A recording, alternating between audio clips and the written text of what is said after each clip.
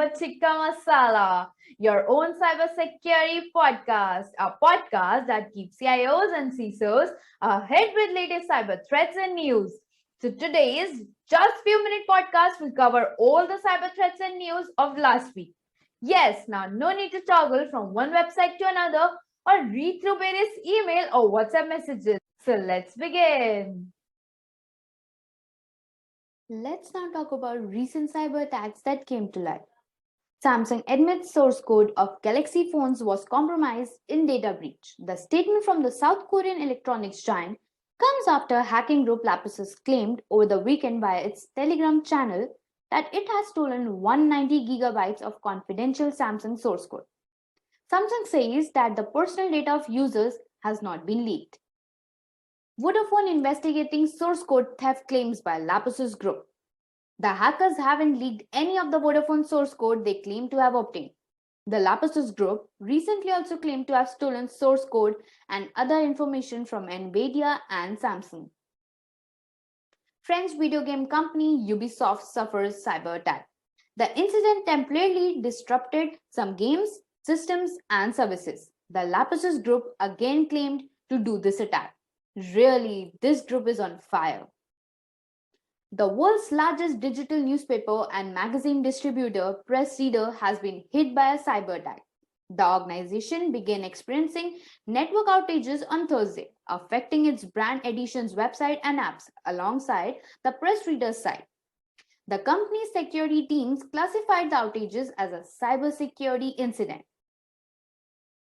Now let's focus on some of those cyber news that are of importance. Hacked US companies to face new reporting requirements. President Joe Biden's administration has also racketed up its focus on the issue. As per the bipartisan bill named the Cyber Incident Reporting Act, companies critical to US national interests will now have to report Cybersecurity and Infrastructure Security Agency when they are hacked within 3 days and any ransomware payment made within 24 hours. Compliance failure could result in action being taken by the Justice Department and the company being banned from working with the government. The bill also requires CISA to warn organizations about the vulnerabilities exploited in ransomware attacks and the National Cyber Director to create a joint task force for preventing and disrupting ransomware attacks. Remember, India has also similar requirements in IT Act. Most ServiceNow instances misconfigured, being vulnerable to malicious data extraction. The cause of all the exposure, the report stated, is a combination of customer-managed ServiceNow ACL configurations and over-provisioning of permissions to guest users. Major tech firms launched Security First initiative to combat third-party data breaches. Founding members of the Security First initiative, including Okta, G2, TripActions, and Vistic, have all adopted the Vistic profile as the industry standard for assessing, publishing, and sharing security information. The group pledges to put security first by sharing their security information proactively with their customers.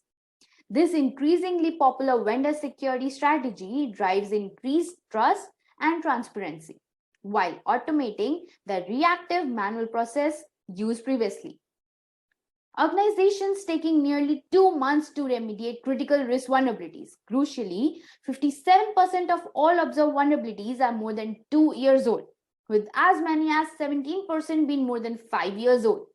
These are all vulnerabilities that have been exploits in the wild, used by known nation state and cybercriminal groups. Despite the increased number of cyber attacks, patching is still a challenge in many enterprises, which is really fundamental. Lapsus' ransomware gang is looking for insiders willing to sell remote access to major technology corporations and ISPs. Isn't it bizarre? The CISOs need to mistrust their own first line of defense employees. Well, that's where zero trust and use AI ML comes into picture, which determines and normally even more trusted users. Well, that's all for this week. Thank you for your time and enjoy your week ahead.